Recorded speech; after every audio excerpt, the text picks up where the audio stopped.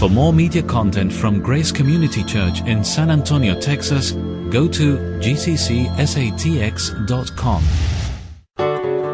Media used by permission of HeartCry Missionary Society. Visit us online at heartcrymissionary.com. Tener un amor genuino por Dios, saben poco de sus atributos y obras, cómo se revelan a través de las Escrituras. Y por eso el Dios que aman no es nada más que un producto de su propia imaginación. Ellos han hecho un Dios a su imagen y aman lo que han hecho. Como Dios declara en Salmos 50:21, pensabas que de cierto sería yo como tú, pero te reprenderé. Como dije,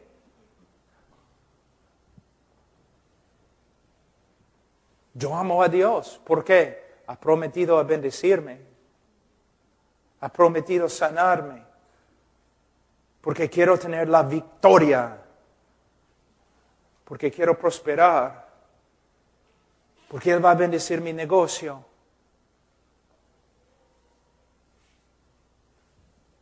Mira, la teología correcta dice, Dios no tiene que bendecirme. Dios no tiene que sanarme. Dios no tiene que prosperarme. Porque ya Dios ha enviado a su Hijo y Él derramó su sangre por mí. Mira, en el día de hoy, no debemos tratar a Cristo como si fuera algo barato, sin valor. Los predicadores en el día de hoy dicen, ven a Cristo, Él va a arreglar tu matrimonio. Ven a Cristo, Él va a bendecirte. Ven a Cristo, Él va a darte paz. Mira, no tienes que decirme esas cosas. Yo quiero venir a Cristo porque derramó su sangre por mí. ¿Qué más necesito? Yo quiero venir a Cristo porque es digno. Yo te digo, arrepiéntete y cree y sirve al Señor con todo tu corazón, aunque no te salve, porque Él es digno. Aunque te manda al infierno, Él es digno de ser glorificado por ti. Es un poco diferente, ¿no? A todos los que vienen a Él con arrepentimiento y fe, Él salva. Pero lo que estoy diciendo, no debemos acercarnos a Él simplemente porque queremos que Él arregle algo en nuestra vida. Debemos acercarnos porque Él es digno. Debemos servirle porque es digno. Debemos amarle porque es digno. Y si es necesario, debemos morir porque Él es digno.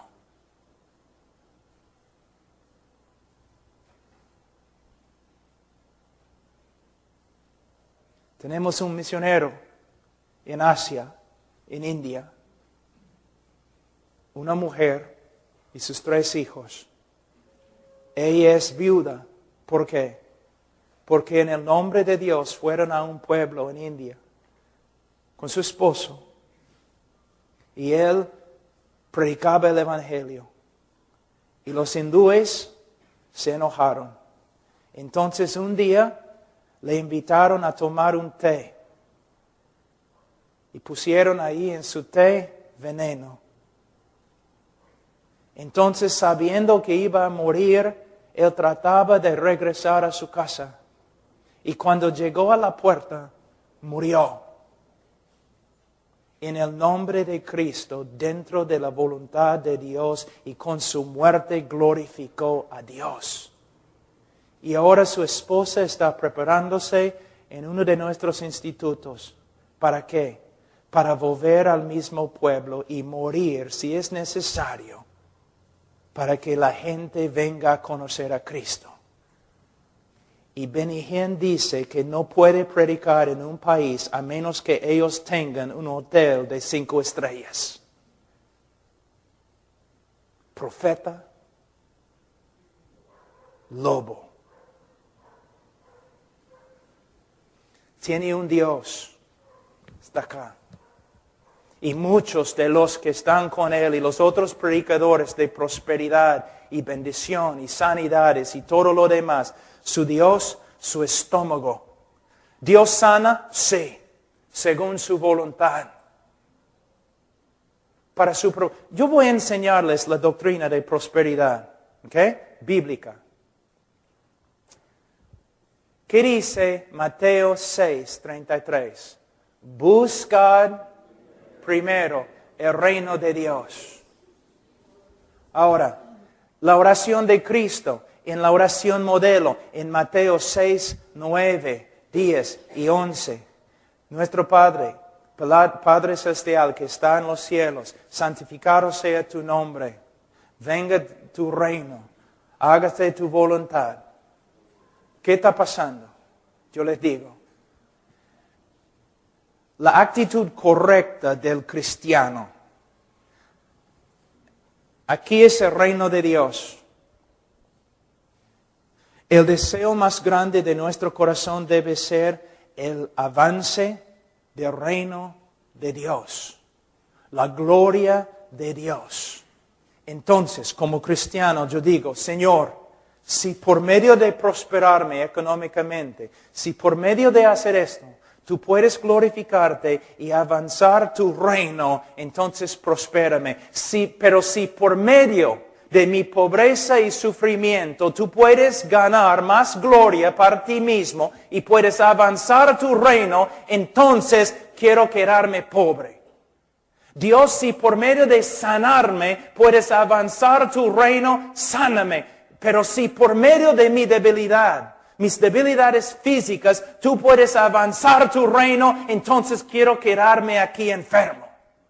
Todo tiene que ver con la gloria de Dios y el avance de su reino. Él, no nosotros. Pero cuando los hombres creen ante la congregación un Dios diferente, un Dios carnal, muchas personas reciben este Dios, pero no reciben la salvación porque no es el Dios verdadero, tampoco la salvación verdadera.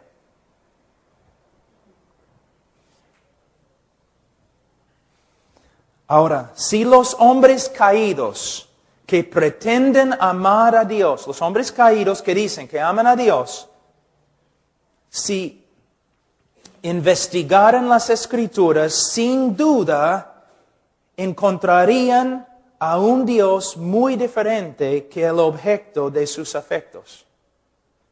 Si estudiaran los atributos de Dios, tales como la santidad, justicia, soberanía e ira, probablemente responderían en disgusto y declararían, mi Dios no es así. Yo nunca podría amar a un Dios como Él. Muchas veces, como dije anoche, pastores me han pedido, Pablo, ¿puedes venir a nuestra iglesia y enseñar sobre los atributos de Dios? Y yo siempre digo, bueno, es muy controversial. Pero dicen, ¿cómo puede ser controversial? Somos una iglesia cristiana, amamos a Dios. Tú vas a venir y vas a hablar de quién es Dios. Sí, pero cuando yo empiezo a hablar de la justicia de Dios, la santidad de Dios, la soberanía de Dios, la gloria de Dios, una parte de tu congregación se va a levantar y va a decir, mi Dios no es así, yo nunca podría amar a un Dios así. Simplemente, mira, yo puedo tomar cualquier de las teologías sistemáticas de hace 100 años y atrás y enseñar lo que ellos enseñan acerca de Dios en cualquier iglesia en los Estados Unidos y personas van a ofenderse. No una palabra nueva de Pablo Washer, simplemente Las enseñanzas clásicas de la iglesia cristiana a través de los siglos, si yo enseño estas doctrinas en una iglesia en el día de hoy, muchos se van a ofender y van a decir, no es mi Dios, porque su Dios es más como Papá Noel que Jehová. Más como un tío medio tonto y muy rico que Jehová. Un Dios que se puede manipular. No en las Escrituras. Rápidamente veríamos que cuando el hombre caído se enfrenta con el verdadero Dios de las Escrituras, su única reacción es aborrecimiento y hostilidad. Una vez yo estaba predicando sobre la cruz, enseñando que por causa de la justicia de Dios, Él tenía que derramar su ira sobre su Hijo y que Dios el Padre quebrantó a su Hijo en la cruz. Y la iglesia canceló la conferencia. Nuestro Dios nunca quebrantaría a su propio Hijo, nunca derramaría su ira y enojo y furia y justicia sobre su propio Hijo. No, Cristo murió, los romanos lo mataron. Una de las doctrinas clásicas de la salvación, ellos no podían aceptar porque para ellos era una ofensa. O decir, si tú vienes a Cristo, es muy posible, para santificarte, vas a sufrir bastante. Y es muy posible, Él va a pedir que tú dejes todas tus riquezas, toda tu prosperidad, y que te entregues al campo misionero donde vas a morir como mártir. No, ese no. Yo quiero el otro Dios que me ame y tiene un plan maravilloso para mi vida. ¿Ves? ¿Cuántos peruanos están en las congregaciones donde solamente predican sanidad, prosperidad, bendición, victoria y tiene más que ver con cosas materiales que cosas espirituales? Ahora, ¿cuál es la razón detrás de esta reacción tan adversa? De nuevo, tiene que ver con lo que el hombre es en su corazón y en su misma naturaleza. Si el hombre fuera por naturaleza santo y justo, entonces fácilmente podría amar a un Dios santo y justo y gozosamente someterse a sus leyes. Pero el hombre es por naturaleza depravado y corrupto y por eso no puede. Vamos a terminar simplemente con Romanos 1:30.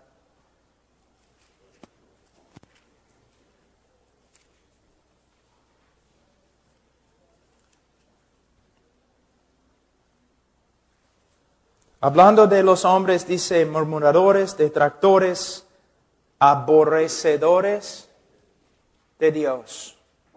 Y por supuesto, Romanos 5:10, enemigos de Dios. El hombre es amante de sí mismo. Se ama a sí mismo, el hombre caído. Ahora, solamente para terminar, voy a mostrarles cómo la psicología ha entrado, la psicología secular y antibíblico ha entrado en la iglesia evangélica en el día de hoy. ¿Qué escuchan siempre? Tienes que amarte a ti mismo antes que puedas amar a otros. Y, porque es lo que Cristo dijo, debemos amar a nuestro prójimo como a nosotros mismos. Cristo dijo que debemos amar a nuestro prójimo como a nosotros mismos, pero Él no está enseñando que tenemos que amarnos a nosotros mismos antes que podemos amar a otros. Es una mentira, es un invento de la psicología, no tiene nada que ver con la Biblia y muchos de ustedes han enseñado esto. La Biblia nunca dice que el hombre debe amarse o debe preocuparse por amarse más. El problema del hombre es que se ama demasiado a sí mismo. Lo que él está diciendo básicamente Jesús es, mira, tú te amas sin problemas. Ahora, haz lo mismo con tu prójimo.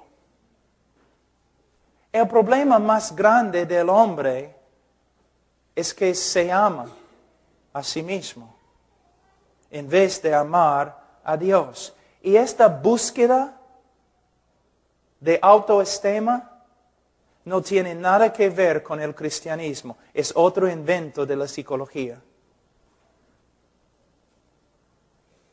Les voy a dar un ejemplo.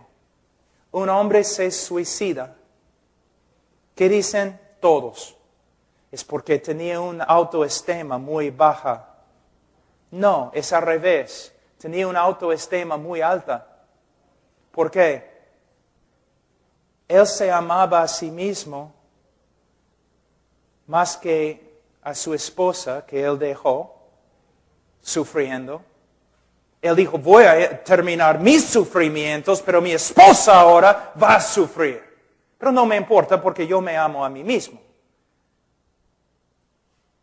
Él se ama a sí mismo más que a sus hijos, porque ahora sus hijos no tienen padre. Él dice, pero no más estoy sufriendo yo. Por supuesto, el sufrimiento de mis hijos va a crecer, pero por lo menos yo no voy a sufrir más. Se ama a sí mismo más que a Dios.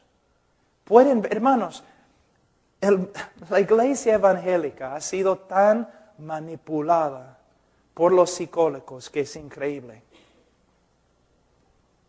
Muchos de ustedes creen en la inspiración de las Escrituras. ¿Cuántos creen en la inspiración de las Escrituras? Que es un libro infalible inspirado por Dios. ¿Nadie? Amén. Pero aquí es el problema. Teológicamente, cuando tú crees en la inspiración de las Escrituras,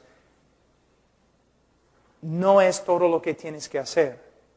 No solamente tienes que creer en la inspiración y infalibilidad de las Escrituras. Tienes que creer en la suficiencia de las Escrituras. Eso significa que no vas a ir a los psicólogos para aconsejar a la humanidad, porque todo lo que ellos enseñan contradice absolutamente las Escrituras. Pero la iglesia, yo no conozco la iglesia de todos ustedes, pero la iglesia bautista en Perú y los pastores están llenos de la psicología. La Biblia es suficiente. No necesitamos la psicología para aconsejar. Les voy a dar, yo sé que ya el tiempo vuela, pero les voy a darles un ejemplo de lo que estoy diciendo. Algo muy importante. Mira, un psicólogo cristiano está ahí sentado en su oficina. Tiene todos sus libros. Todos sus libros de psicología y una Biblia porque es cristiano. Entonces, mayormente, ¿qué tiene? Él tiene Freud, Skinner y Rogers. Los grandes psicólogos, ¿ya? Hay un problema. Freud escribió su psicología declarando guerra contra el cristianismo. Él decía que todo el cristianismo era una mentira, él era ateo y todo lo que él escribía declarando guerra contra la Biblia y el cristianismo, pero necesitamos a Freud, ¿no? Rogers y Skinner igual. Enemigos de la fe cristiana, pero nosotros en el día de hoy como pastores no podemos aconsejar sin estos tres ateos, porque la Biblia no es suficiente. Hasta la revista Time, una de las revistas más importantes, Salió, creo que era Time o Newsweek, salió con un artículo hace algunos años diciendo psicología, una ciencia o brujería. ¿Por qué? Las teorías más grandes de la psicología cambian totalmente cada 3 años. Una teoría diferente y contradictoria cada 3 años. Otra cosa, los 3 grandes, Freud, Rogers, Skinner, se contradicen ellos. Por ejemplo, Freud dice que Skinner está loco. Skinner dice Freud es un loco. Rogers está en contra de los otros 2 y los otros 2 están en contra de Rogers. Y los 3 son ateos que escribieron en contra de la Biblia. Entonces, tú vas a visitar al psicólogo cristiano y te sientes y él empieza a instruirte, a aconsejarte. Pero es una cuestión de autoridad. Autoridad. ¿Con qué autoridad? Y él empieza y tú dices, bueno, antes, ¿con qué autoridad vas a hablar? Bueno, la autoridad de la ciencia. Psicología es una ciencia social y no es una ciencia verdadera. Debes saber eso. Hay una diferencia entre la ciencia verdadera y psicología. Psicología se basa solamente en teorías que no se puede aprobar. La ciencia es completamente diferente. Entonces, mis consejos se basan en la psicología, la ciencia y la Biblia. Bueno, tengo una pregunta. Los 3 grandes hombres que tienes se contradicen totalmente. Totalmente. Aún en su definición de lo que es un hombre se contradicen. Y los 3 contradicen la Biblia. Entonces, ¿cómo vas a usar la Biblia y estos 3 hombres para aconsejarme? Porque se contradicen totalmente. El psicólogo dice, bueno, yo voy a usar la verdad de la palabra de Dios y voy a usar la verdad que podemos encontrar dentro de los libros de estos hombres. Voy a escoger lo que es verdad y lo que no es verdad de esos 3 hombres. Pero hay un problema. Ahora el psicólogo es la autoridad. Él va a determinar cuándo debe usar la Biblia, cuándo debe usar Freud, cuándo debe usar Skinner, cuándo debe usar Rogers. Entonces, este psicólogo que tiene como 4 años en la universidad, él ahora va a ser la autoridad para aconsejarte. Rápido, vamos a 2 Timoteo 3.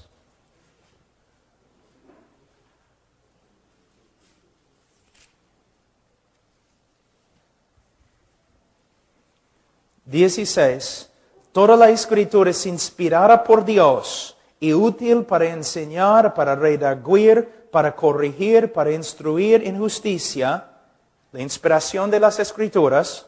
Y 17, a fin de que el hombre de Dios sea perfecto, enteramente preparado para toda buena obra. La suficiencia de las Escrituras. Entonces, las Escrituras no solamente son inspiradas, sino son suficientes. Para aconsejar, lo que necesito es entender la sabiduría de ese libro y aplicar la sabiduría a la vida de una persona. Pero no, tú dices. No. Una persona puede tener problemas verdaderos, problemas médicos, sí, pero problemas médicos y físicos. No problemas así como los psicólogos dicen. La Biblia, inspirada, suficiente. Y mi prédica, muy controversial, pero creo que verdadera.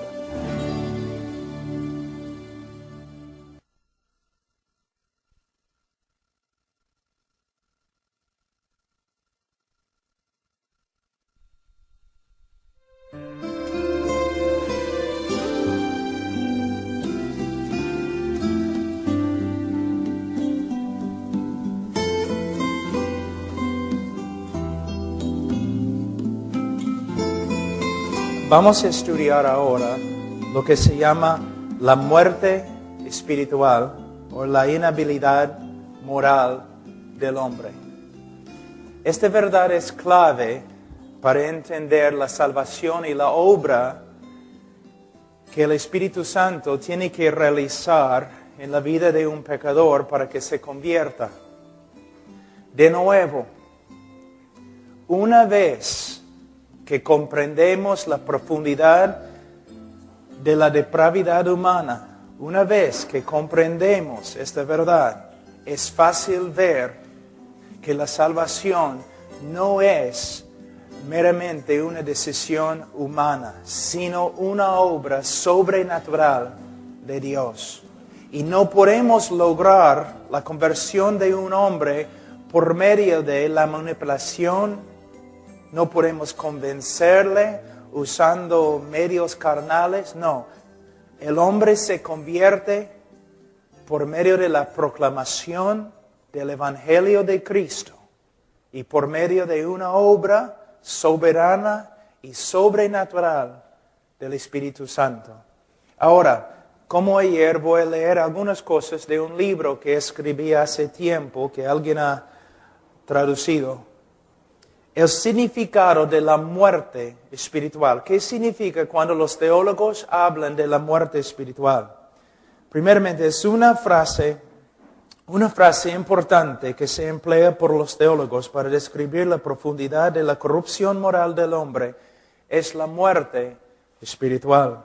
Según las Escrituras, el juicio divino que cayó sobre Adán no solamente resultó en su muerte física, sino también en su muerte espiritual. Adán llegó a ser sensible a todo tipo de estímulo corrupto, humano y diabólico, pero insensible y hostil a la persona y voluntad de Dios. El pecado, hermanos, no es una enfermedad. El hombre no solamente es una criatura enferma. El hombre, según la Biblia, está muerto espiritualmente. Ahora, las Escrituras nos enseñan que este aspecto del juicio divino que cayó sobre Adán no se limita a él solo, sino que se extiende a toda la raza humana. Cada ser humano nace en este mundo en un estado mortal, vacío de vida espiritual e insensible a la persona y voluntad de Dios. Para que el hombre caído pueda responder a Dios con amor y obediencia, una resurrección espiritual tiene que tomar lugar a través de la obra sobrenatural de la gracia y poder de Dios. Les voy a dar una ilustración un poco graciosa, ¿no?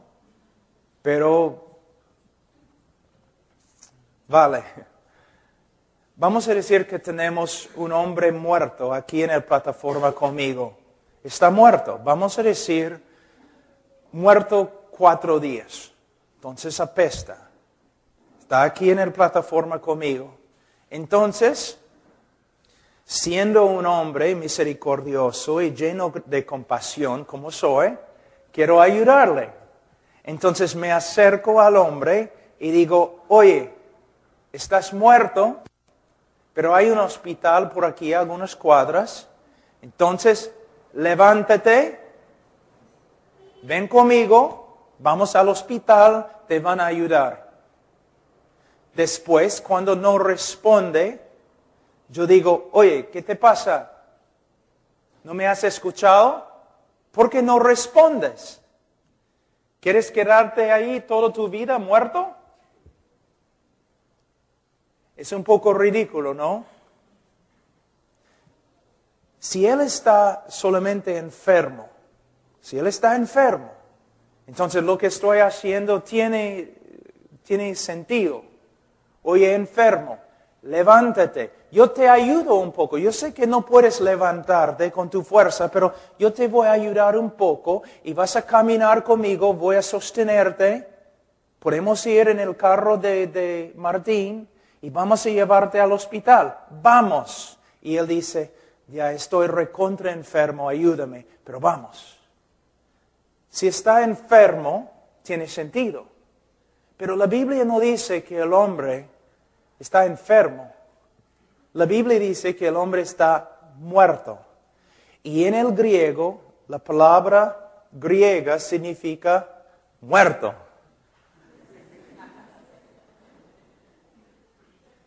El hombre está muerto. Te voy a dar otra ilustración. Lázaro está muerto. Entonces su hermana se acerca y dice, después de 4 días, Lázaro, ven. No se mueve. ¿Por qué? Está muerto. Pero Cristo viene y Cristo dice, Lázaro, ven. Levántate, Lázaro. ¿Y qué sucede? Se levanta. ¿Por qué? Porque hay un problema. Jesús está hablando a un hombre muerto y siendo muerto, él ni puede escuchar la voz de Jesús. ¿Te das cuenta? Está muerto. Entonces, cuando Cristo manda a Lázaro para que se levante, otras cosas tienen que suceder. Él no solamente habla la palabra, pero da vida para que el muerto pueda escuchar y levantarse. Entonces la vida precede la obediencia. Un hombre muerto no puede ni obedecer la voz del Señor a menos que primero el Señor le dé vida, vida espiritual. Es lo que significa la regeneración, o como se dice, el renacer. Pero mira cómo es en el día de hoy. Ustedes saben que a través de la iglesia los cristianos han escrito lo que se llaman confesiones. Confesiones. En las confesiones antiguas de los evangélicos, ellos siempre enseñaban en sus confesiones que la regeneración precede el arrepentimiento y fe. Que uno tiene que renacer para que pueda arrepentirse y creer. Pero en los tiempos modernos, los predicadores y escritores dicen lo opuesto. ¿Te das cuenta? Solamente tienes que pensar en los sermones que has escuchado, ¿no? Mira, tienes que arrepentirte y creer para renacer. Si uno cree, renace. Uno tiene que confiar en Jesús y renace. Pero es al revés. Un hombre muerto no puede arrepentirse, no puede creer a menos que primero renazca o sea regenerado por el Espíritu Santo. Es algo tan ridículo como yo diciendo a un hombre muerto, levántate, sígueme al hospital. Si él puede levantarse y seguirme, no tiene que ir al hospital. Lo que estamos diciendo es que el hombre no está enfermo en sus pecados. El hombre está muerto en sus pecados. Y siendo muerto, insensible a la voz de Dios, Dios tiene que darle vida antes que pueda responder. Otro ejemplo. En el libro de Ezequiel, en el valle de los huesos secos. Piense un ratito. ¿Cuántos de ustedes conocen bien la historia, no? El profeta está ahí en un valle de huesos secos y el Señor le pregunta ¿qué? ¿Vivirán estos huesos secos? Ahora, el hermano Salvador Salvador Gómez es un buen predicador. Pero no creo que va a tener muchos conversos si vamos al cementerio esta tarde y él predica, ¿no? Creo que él puede estar ahí mucho tiempo y no va a tener muchos conversos, ¿no? Vamos a ver si es un predicador muy poderoso. Vamos a llevarlo al cementerio. De verdad, si se levantan y se convierten, va a ser un milagro. Es absolutamente ridículo, ¿no? Entonces Ezequiel está en el valle de los huesos. ¿Vivirán? ¿Qué dice Ezequiel? Tú lo sabes. ¿Qué está diciendo? Bueno, él no dice no, porque sería incredulidad. Él no dice sí, porque sería presunción. Él dice, tú lo sabes. Si tú quieres, Señor, vivirán. Entonces, vamos a decir, Ezequiel empieza a predicar a los huesos secos, los muertos. ¿Qué va a pasar si solamente él predica? Absolutamente nada.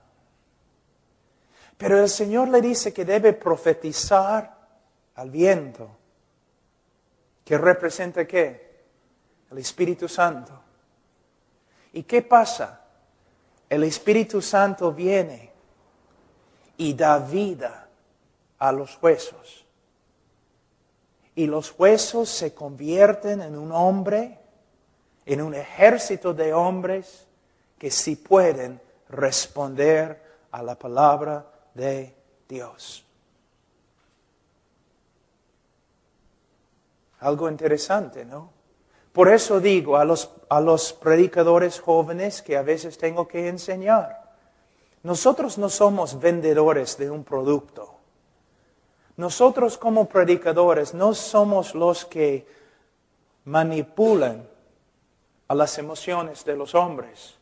Porque nosotros sabemos que la herida del hombre es grave. Él está muerto. Entonces, si somos predicadores, somos profetas. Sabemos que simplemente tenemos que predicar la verdad del Evangelio. El pecado del hombre, la muerte de Cristo bajo la ira de Dios, llevando la culpa del hombre, la resurrección de entre los muertos, y tenemos que mandar a los hombres para que se arrepientan y crean en el Evangelio. Pero sabemos que nada va a suceder a menos que el Espíritu Santo regenere los corazones de los oyentes.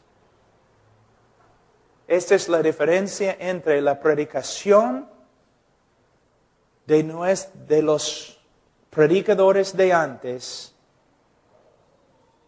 y los muchachos que predican en el día de hoy, confiando en el brazo de la carne, manipulando las emociones de los oyentes, y al final tienen un montón de decisiones, pero casi ninguno de ellos va a la iglesia o camina en santidad.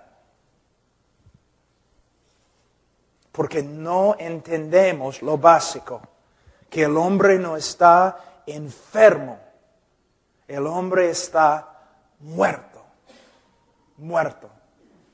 Yo les voy a dar otro ejemplo de la muerte espiritual. Algunos predicadores siempre dicen,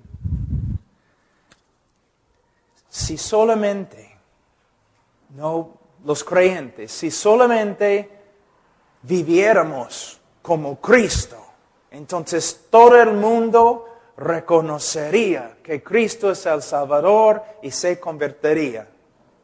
¿Me entienden? Entonces vamos a ver, vamos a decir, o dicen, solamente tenemos que mostrar a Cristo al mundo. Y si pudiéramos mostrar a Cristo al mundo correctamente, todo el mundo se convertiría. Vamos a decir que Cristo está aquí, detrás de una cortina.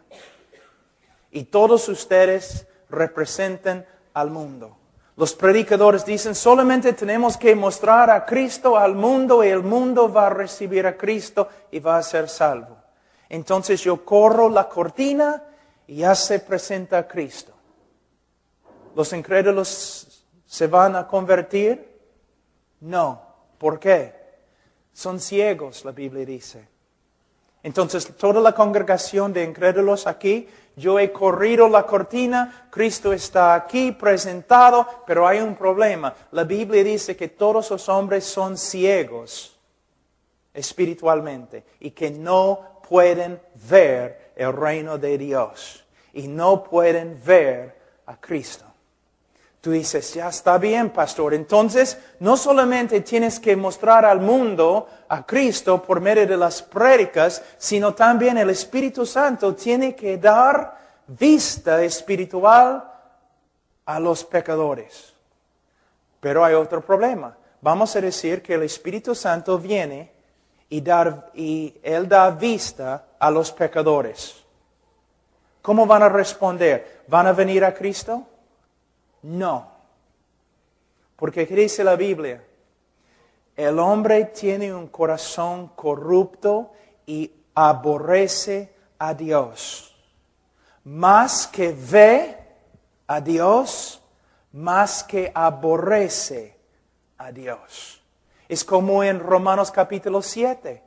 El pecador, más que tú pones la ley de Dios sobre el pecador, más que pelea contra la ley de Dios. Entonces, si el hombre pecador tiene vista espiritual y puede ver a Cristo, él va a odiar a Cristo aún más. Entonces, ¿qué tenemos que hacer?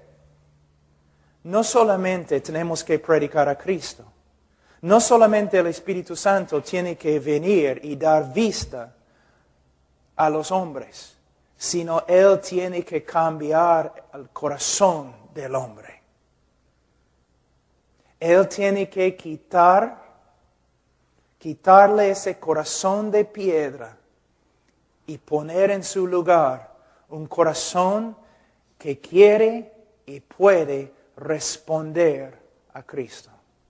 De nuevo, es una obra sobrenatural del Espíritu Santo. Ahora, vamos a ver en Efesios capítulo 2.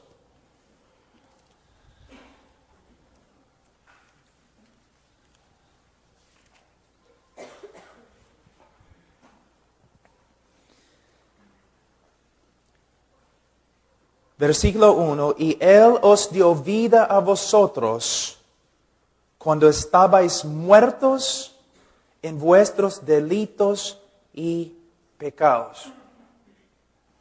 No dice aquí que un hombre muerto en sus delitos y pecados puede arrepentirse y creer. No, dice que primeramente tiene que recibir vida espiritual de Dios. De nuevo, la obra regeneradora del Espíritu Santo. Antes de su conversión, cada persona está muerta espiritualmente. Las Escrituras ven esta muerte espiritual como el resultado de nuestros pecados. El pecado que nos fue imputado en Adán y el pecado que nosotros mismos practicamos. Hasta los niños nacen muertos. No inocentes, muertos. No nacen buscadores de Dios, muertos. Un cadáver espiritual. Ahora, no solamente dice aquí que Él os dio vida a vosotros cuando estabais muertos en vuestros delitos y pecados, pero también dice, en los cuales anduvisteis en otro tiempo siguiendo la corriente de este mundo conforme al príncipe de la potestad del aire. Que el hombre no solamente está muerto con respecto a Dios, pero está vivo con respecto al príncipe del aire, a Satanás. Por eso Cristo dice a los fariseos incrédulos, ustedes son de su padre Satanás, el diablo. Mira cómo es el hombre. La Biblia nunca presenta al hombre como una víctima. Nunca. Es una persona muerto a Dios, hostil hacia Dios y entregado a la voluntad de su padre, el diablo. Hermanos, una persona bajo tanta esclavitud puede tomar una decisión correcta. ¿Busca a Dios? La Biblia dice que no. También dice acá, no solamente conforme al príncipe de la potestad del aire, el espíritu que ahora opera en los hijos de desobediencia, entre los cuales también todos nosotros vivimos en otro tiempo en los deseos de nuestra carne. Él está diciendo aquí que el hombre inconverso, que todo lo que hace está controlado por su carne, por su naturaleza caída. De nuevo podemos ver algo importante, hablando de libre albedrío. Se puede decir que la voluntad del hombre es libre. El problema no es buena. La voluntad del hombre es un esclavo a la naturaleza del hombre, y la naturaleza del hombre es corrupta. Dice, haciendo la voluntad de la carne. La carne, según Romanos capítulo 8, ¿la carne puede obedecer a Dios? No. Pero dice aquí que el hombre pecador solo hace la voluntad de la carne. ¿Es la voluntad de la carne arrepentirse? ¿Es la voluntad de la carne creer? ¿Es la voluntad de la carne obedecer a Dios o humillarse ante Dios? No. Entonces tenemos no solamente un hombre muerto, sino un hombre controlado por su naturaleza depravada, totalmente esclavizado a un corazón que aborrece a Dios. Y de los pensamientos, y éramos por naturaleza hijos de ira. Hombres odiando a Dios, peleando contra la voluntad de Dios y con Dios en contra de nosotros. Lo mismo que los demás. Ahora, versículo 4. Pero Dios.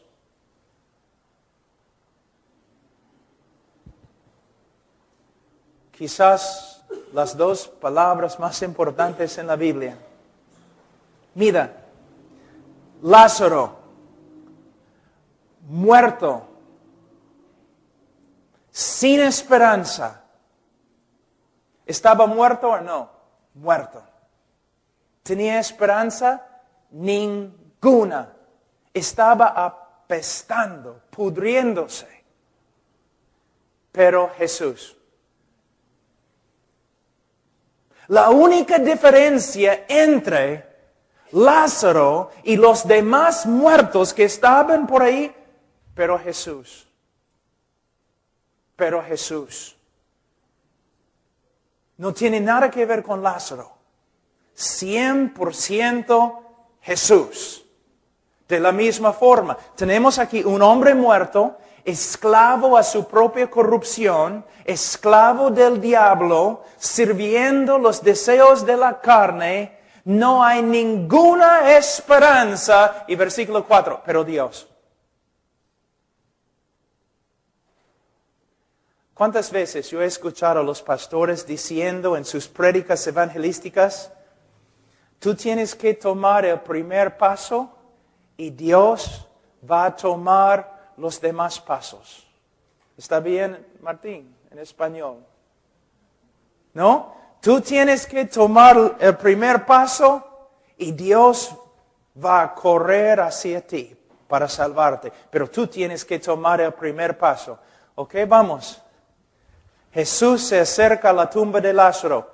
Lázaro, tú tienes que tomar el primer paso. El hombre muerto, tú tienes que levantarte de allí, vamos a meterte en el carro de Martín. No. Lázaro, no hay esperanza. Pero Jesús, tú, vamos a hablar de ti. ¿Cómo eras antes? Aborrecedor de Dios. Totalmente corrupto. Entregado a los deseos de tu carne. Peleando contra todo el conocimiento de Dios que Él ha revelado. No solamente peleando contra el conocimiento de Dios dentro de tu corazón, de tu conciencia, sino deteniendo la verdad en tu impiedad y injusticia.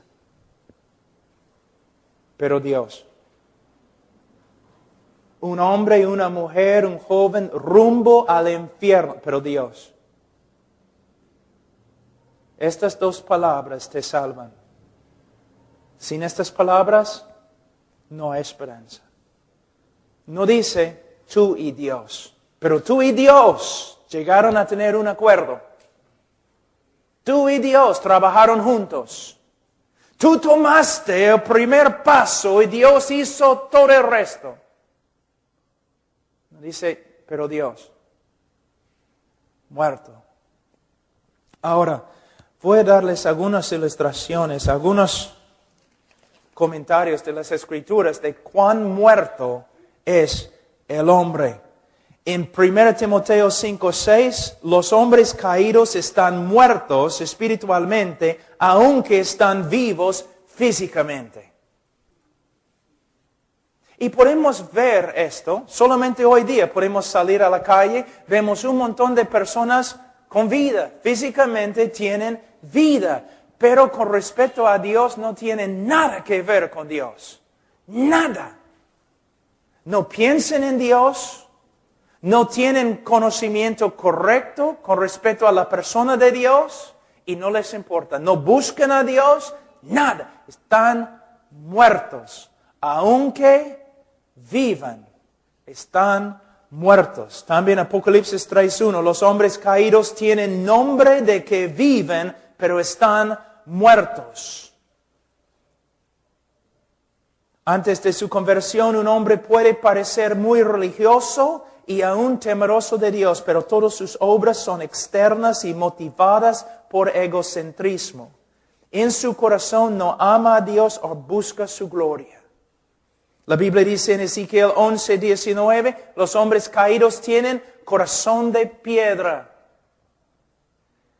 En la conversión, Él nos quita el corazón de piedra y pone en su lugar un corazón de carne. Yo sé que por lo general la palabra carne no es una buena palabra en las Escrituras, pero hay que interpretar cada palabra conforme a su contexto. ¿Y qué está diciendo? Bueno, vamos a decir que tenemos una estatua acá, ¿no? Una estatua de piedra. Yo puedo patear, pellizcar, pegar la estatua, ¿y cómo va a responder? No va a responder, es piedra.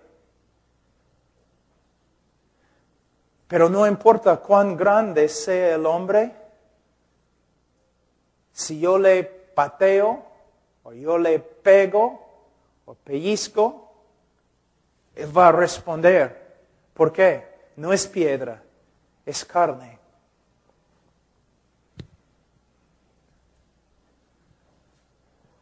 Hay un animal en el mar, antes cuando yo hacía buceo, creo que es la palabra buceo. Hay un animal que vive allí en el mar, es increíble, es como un gusano o algo, bien bonito. Y te digo, lo tocas así y más rápido que lo que puedes ver, se desaparece. ¡Pum! Responde así, tan rápido, tan sensible es. Es increíble. Es como se desaparece. ¡Pum! Responde, es sensible cuando se toca. El hombre, el corazón del hombre es una piedra. Una piedra. Y de nuevo, aquí en hebreo la palabra significa piedra. ¿Cómo es una piedra? Tu piedra tiene bastante vida. Es más o menos viva. No, una piedra no tiene nada. No responde a nada. De la misma forma, también el hombre. Ahora, en Judas capítulo 1, versículo 12, hay una ilustración de los hombres caídos, una descripción que no se puede negar. Sería difícil encontrar una ilustración más gráfica de la muerte espiritual del hombre. Los hombres caídos son como árboles en otoño, sin fruto, 2 veces muertos, desarraigados. ¿Cómo podemos ser más gráficos? No tienes que ser teólogo o experto en griego para entender lo que él está diciendo. 2 veces muertos. Así es el hombre. Entonces, hermanos, debemos ver del valle de los huesos secos, de Efesios capítulo 2, de las palabras de Judas acá. El hombre no está enfermo. El hombre está muerto. Muerto. Ahora, vamos a hablar de la inhabilidad moral. Es un tema muy importante en la teología. Inhabilidad moral. Pero antes me gustaría decir algo muy importante. Para muchos de ustedes que quizás van a otras iglesias. A través de la historia de la iglesia, especialmente durante la época de la Reforma y los puritanos y los raíces tempranos de los evangélicos en Europa, casi todos los libros que fueron escritos con respecto a la naturaleza del hombre, la conversión verdadera y cómo puede una persona saber que de verdad se ha convertido. Ahora, en las librerías cristianas y en las prédicas de los pastores, estos temas casi nunca se tocan.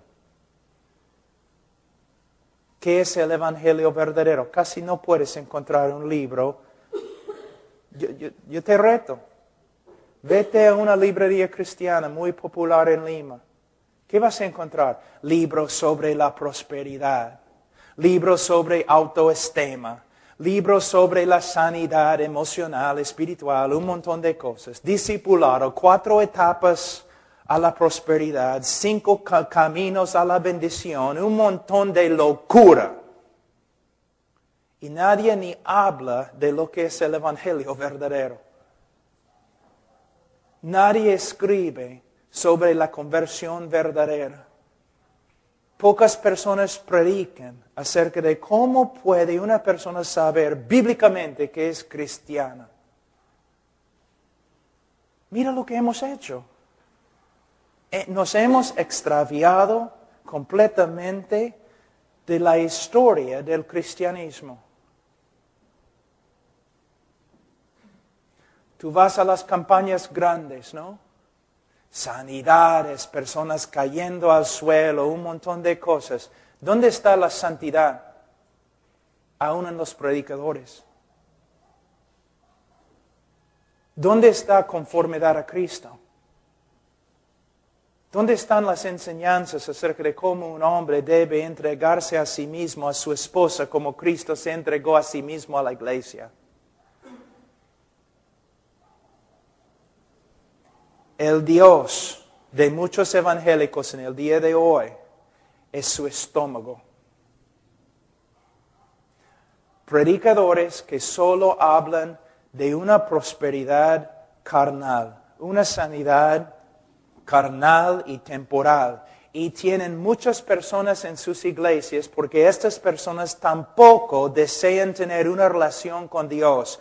Quieren tener lo que esos maestros prometen. Es verdad. Pero lo que necesitas es la doctrina de la iglesia cristiana, la doctrina histórica que los creyentes siempre han creído. No las herejías materialistas que salen de los Estados Unidos.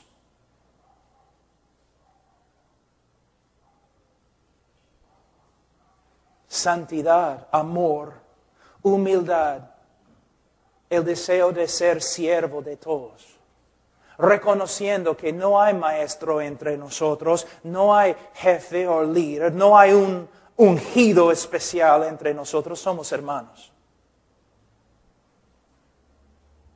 Una comunidad de personas que se han convertido en niños para la salvación de su alma, que se sirven el uno al otro, haciendo grandes sacrificios en el nombre del amor de Cristo. Caminando en santidad para que el hogar se arregle y sea un lugar de bendición y paz. Matrimonios sanados, el esposo sirviendo a su esposa, la esposa sirviendo y honrando a su esposo. Los niños creciendo, sabiendo, conociendo la palabra de Dios, memorizando las Escrituras, aprendiendo cómo honrar a Dios por medio de honrar a sus padres. No, mayormente en el día de hoy solamente tenemos un circo evangélico. Pero si queremos ver cambios, tenemos que simplemente volver a las Escrituras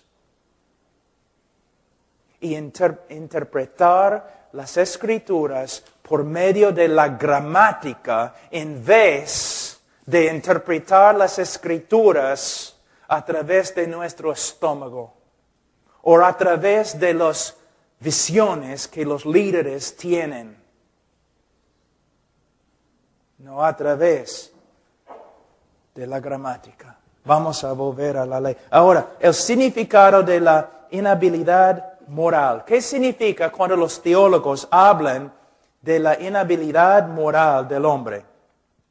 La inhabilidad moral es otro término que comúnmente se emplea por los estudiantes de las Escrituras para describir la extensión de la corrupción moral o depravidad radical del hombre. Esta doctrina nos enseña que el hombre caído no es capaz de amar, obedecer o agradar a Dios. No es capaz, no puede. Al escuchar la doctrina de la inhabilidad moral, uno quizás preguntará, ¿cómo puede el hombre ser responsable ante Dios si no puede o no es capaz de obedecer los mandamientos de Dios? No hablamos un poquito anoche acerca de este tema. Muchos dicen, bueno, si el hombre no es capaz de amar a Dios o obedecer a Dios, ¿cómo puede Dios juzgar al hombre? Vamos a ver. La respuesta es muy importante. Si el hombre no amara ni obedeciera a Dios porque le faltaran las necesarias facultades mentales para hacerlo o fuera incapaz físicamente, entonces sería injusto que Dios le juzgara. Él sería una víctima. Pero este no es el caso. La inhabilidad del hombre es moral y brota de su hostilidad hacia Dios. El hombre es incapaz de amar a Dios porque aborrece a Dios. Él es incapaz de obedecer a Dios porque desdeña sus mandamientos.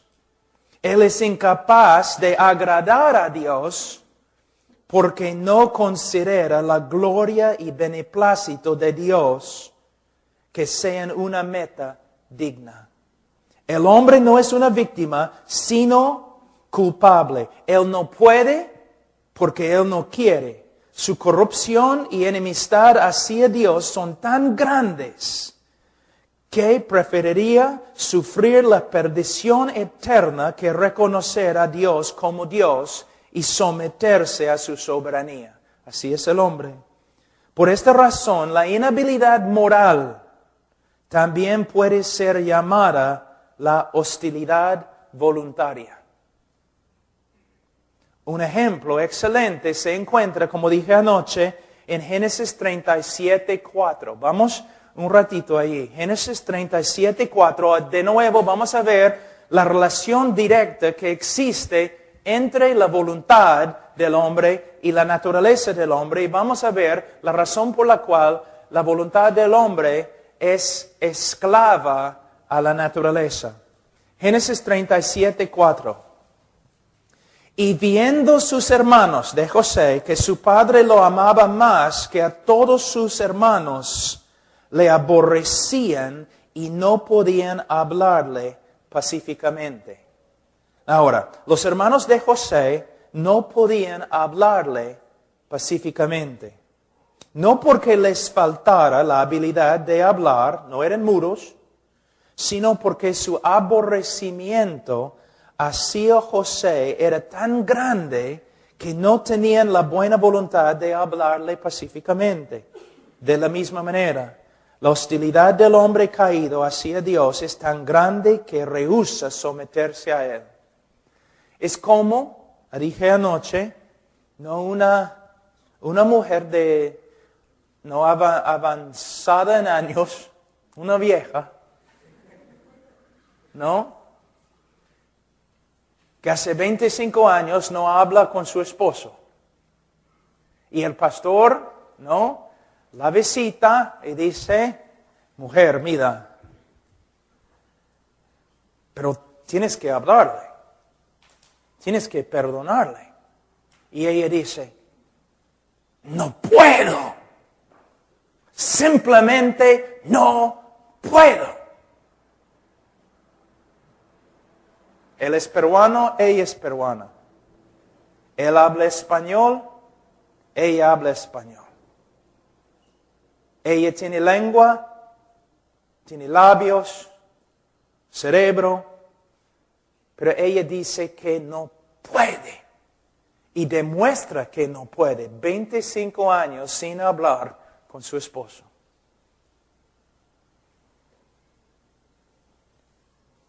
El problema es, ella es responsable. No puede, pero ella no puede porque no quiere. Y no quiere porque ella odia tanto a su esposo. Entonces ella es esclava del odio que existe en su corazón. Así es lo mismo es lo que quieren decir los teólogos cuando hablan de la inhabilidad moral del hombre. Él no puede conocer a Dios, pero no es una víctima porque él no quiere conocer a Dios. Y no quiere conocer a Dios porque Dios contradice todo lo que es. Les voy a dar un ejemplo. Yo iba a un colegio bien bravo, horrible, ¿no? Un grupo de muchachos bien feos, ¿no? Mira, cuando un alumno nuevo, un estudiante nuevo, llegaba al colegio. No, a veces alumnos llegaban y querían estudiar. Qué raro, ¿no? Querían obedecer a la maestra. Querían estudiar. Entonces, ¿qué le pasaba en mi colegio? Aquí es un alumno que solamente quiere estudiar, quiere obedecer a la maestra, no quiere meterse en ninguna cosa fea, ningún crimen, ni nada, solamente quiere estudiar. Hace sus tareas y todo lo demás. Mi grupo de muchachos, nosotros le odiábamos. Le odiábamos. ¿Por qué? Porque él era bueno. Nosotros, malos. No tenía que hacer nada a nosotros. Le odiábamos. ¿Por qué? Simplemente porque él era bueno. ¿Por qué Caín mató a Abel? Porque sus obras eran buenas. Porque el hombre, una vez yo estaba en la universidad y yo tenía que enseñar a un grupo de universitarios muy liberales. Y yo quería mostrar la enemistad que existe entre el hombre caído y Dios. Entonces un alumno me preguntó, entonces, ¿por qué odiamos tanto a Dios? Él pensaba que yo iba a decir, bueno, porque Dios es justo. Pero yo dije, bueno, tú odias a Dios porque Dios es amor.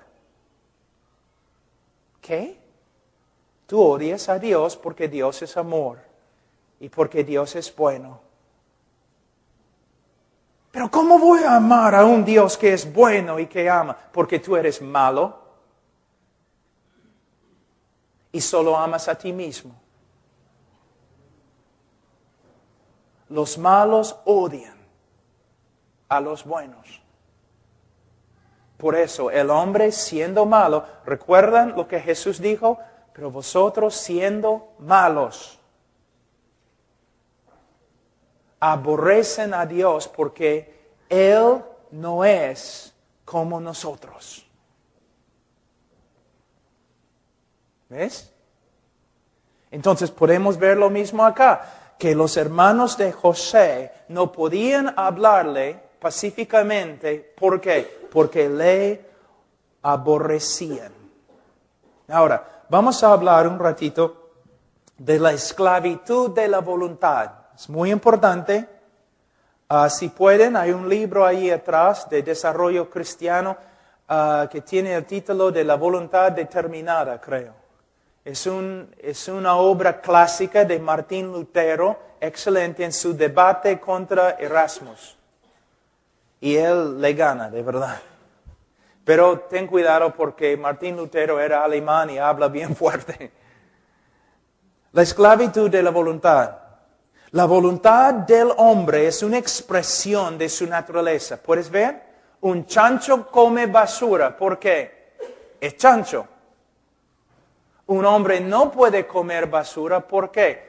Tiene naturaleza del hombre y no aguanta la basura. Va a vomitar la basura. Porque simplemente no puede tragarla. Ahora, la voluntad del hombre es una expresión de su naturaleza. Si el hombre tuviera una naturaleza pura, entonces su voluntad estaría inclinada a hacer obras moralmente puras. Si el hombre fuera santo y justo, entonces amaría a un Dios santo y justo y obedecería sus mandamientos. Pero el hombre caído, antes de conocer a Cristo, antes de su conversión, el hombre caído tiene una naturaleza moralmente corrupta y por eso su voluntad se inclina a hacer actos que son moralmente corruptos. ¿Pueden ver? La voluntad es una esclava a la naturaleza corrupta. El hombre caído es impío e injusto. Y por eso él aborrece a un Dios santo y justo, pelea contra su voluntad y rehúsa someterse a sus mandamientos. Aquí encontramos la respuesta a una de las preguntas más discutidas. ¿Posee el hombre libre albedrío? Es lo que siempre se pregunta, ¿no? ¿Posee el hombre libre albedrío? O vamos a contestar. La respuesta de las Escrituras es que el hombre es libre. El hombre es libre de escoger cómo le agrade. Pero puesto que su naturaleza es moralmente depravada, solo le agrada rechazar el bien y escoger el mal, aborrecer la verdad y creer la mentira, negar a Dios y pelear en contra de su voluntad. Entonces, se puede decir que el hombre caído tiene una voluntad libre, pero no tiene una voluntad buena. Por esta causa siempre escoge libremente estar en oposición a la persona y voluntad de Dios. El hombre no puede escaparse de lo que es. Como un chancho no puede escaparse de lo que es. Va a comer basura porque le gusta. Y le gusta porque es chancho. El hombre va a escoger al pecado y no a Dios. ¿Por qué? Porque es pecador por naturaleza. Él es por naturaleza malo y hace obras de maldad voluntariamente y libremente. Entonces el hombre sí puede escoger conforme a su naturaleza. Y puesto que su naturaleza es moralmente corrupta, él siempre va a escoger lo malo. Ahora, vamos a Mateo capítulo 7. Mateo 7, versículo 16.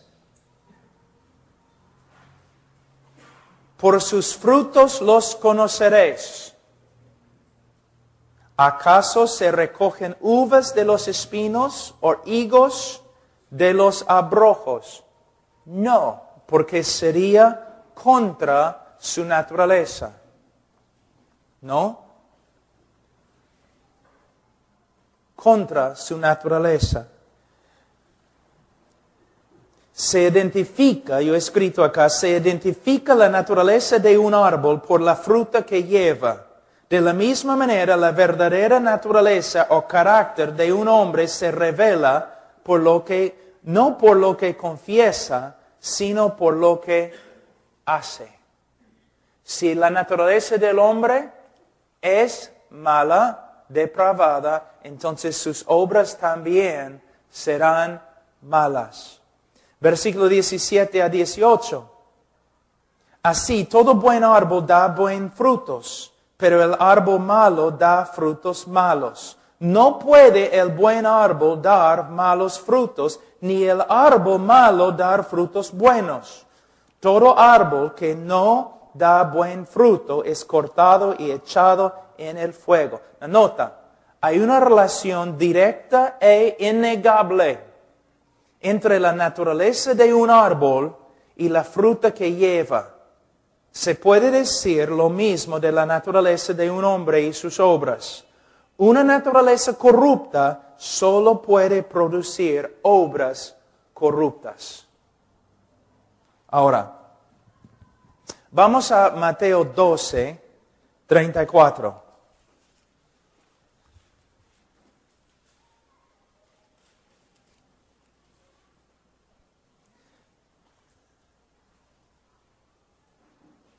Veamos lo que dice Jesús. Generación de víboras, ¿cómo podéis hablar lo bueno siendo malos? Él está hablando, ¿cómo es la palabra en español? Ontológicamente. Él está hablando del mismo ser de estos hombres. Él está diciendo, ustedes, en la parte esencial de lo que son, ustedes son malos. Y por eso no pueden hablar lo bueno. ¿Qué tiene que ver con el evangelismo? El hombre pecador nunca va a decir sí, de verdad, a Jesucristo. El hombre pecador nunca va a arrepentirse. El hombre pecador nunca va a creer, nunca va a tomar su decisión. Una decisión positiva con respecto a Cristo, a menos que, primero, el Espíritu Santo regenere su corazón. Pero hay un problema. Cuando los pastores y predicadores y evangelistas no enseñan quién es Dios bíblicamente, pero presenten a un Dios no bíblico, entonces muchas veces los pecadores van a decir sí a Dios, pero no es el Dios de las Escrituras. Les voy a dar un ejemplo. Un predicador que dice, Dios quiere bendecirte siempre. Dios no quiere que sufras. Dios siempre quiere prosperarte. Dios quiere darte un Mercedes-Benz. Dios quiere darte una casa grande. Entonces un pecador cuyo estómago es su Dios va a decir, sí, quiero un Dios así. Me arrepiento. Me arrepiento de mi pobreza. Me arrepiento de mi enfermedad. Y recibo a este Dios que hace todo lo que hace para mí. ¿Ves? Entonces, si no predicamos el Dios verdadero y si presentamos un Dios falso, va a haber un montón de falsos conversos. Les voy a dar un ejemplo más suave, pero a la vez poderoso. Este folleto que dice, Dios te ama y tiene un plan maravilloso para tu vida. Dios te ama y tiene un plan maravilloso para tu vida.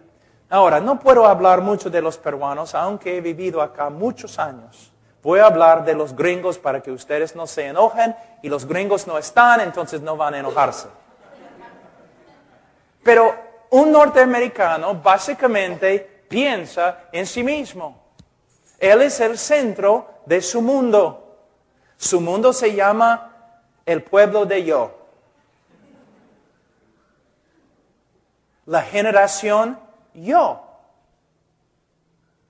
Entonces, un hombre lleno de sí mismo, que tiene grandes planes y grandes visiones para sí mismo, y que ama a sí mismo más que a todos los demás, tú te acercas a él y tú dices, Dios te ama y tiene un plan maravilloso para tu vida. Y el norteamericano dice, ¿qué? ¿Dios me ama? Yo me amo. Si Dios me ama, yo me amo, me gustaría tener un Dios así. ¿Y Dios tiene un plan maravilloso para mi vida? ¡Ah, caramba! Yo también tengo un montón de planes maravillosos para mi vida. Entonces sí quiero aceptar un Dios así. En vez de Dios se ama a sí mismo más que cualquier ser que existe. Y Dios hace todo lo que hace para su propia gloria. Y Dios tiene un plan para tu vida. Que tú lo sirvas con todo tu corazón. Y quizás en la voluntad de Dios, Él va a mandarte a Saudi Arabia donde vas a morir como mártir. ¿Ahora quieres recibir este Dios? Ah, no, es otra cosa. Y quiero, Benny Hinn, ¿dónde está Benny Hinn? Porque él me va a dar un Mercedes-Benz. Tú dices, pero pastor, no puedes burlarte de él. Sí, lo hago, porque es hereje. Se ha separado totalmente del cristianismo histórico. Sus doctrinas no tienen nada que ver con el cristianismo de la historia de la iglesia.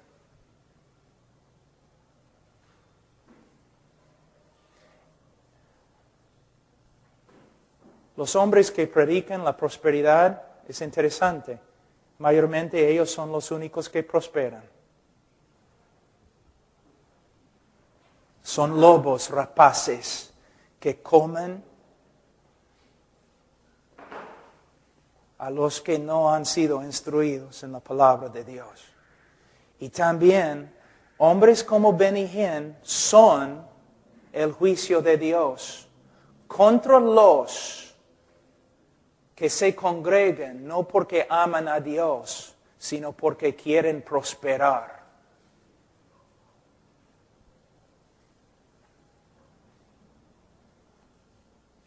Sí.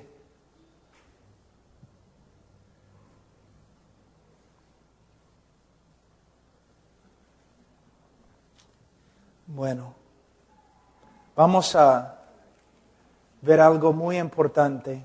Terminar. El hombre caído no puede amar a Dios. El hombre caído no puede amar a Dios. Eso es muy importante. La mayoría, aún los no religiosos, pretenden tener un grado de amor o afecto hacia Dios, ¿no es cierto? Y rara vez encontramos a una persona tan atrevida o audaz que confiesa su aborrecimiento hacia Dios. Rara vez se encuentra una persona que dice, yo odio a Dios. Todos pretenden ser amadores de Dios. Sin embargo, las Escrituras testifican que el hombre caído no puede amar a Dios. De hecho, todos los de la raza de Adán aborrecen a Dios y viven en guerra contra